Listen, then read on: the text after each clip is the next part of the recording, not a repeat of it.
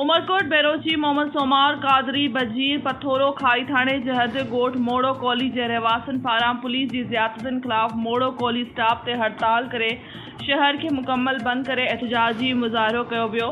पथोरो खाई थाने जहद में गोठ मोड़ो कॉली जे रहवासन अजबो कॉली, शेर मोहम्मद नहड़ी, नूर मोहम्मद नहड़ी, जक्सी कॉली, हरियो घणियों कॉली समेत औरतुन तोड़े मासूम ॿारनि समेत घरोड़ शरीफ खां गुलाम नबी शाह मेन रोड ते मुबैना पुलिस की ज़ियादतन खिलाफ एहतजाजी मुजाहरो करे धरणो हणी रोड ब्लॉक करे छॾियो।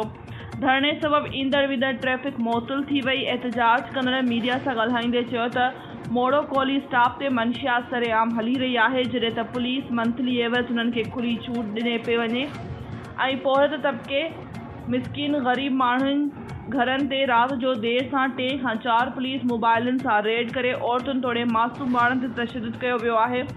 असांजे घर में ताज़ो फौतगी थी है, औरतूं तोड़े घर वारा उन सदमे में हुआ त मथां ही पुलिस असांजे घरनि ते बेगुनाह रेड करे असांखे परेशान कयो पियो वञे।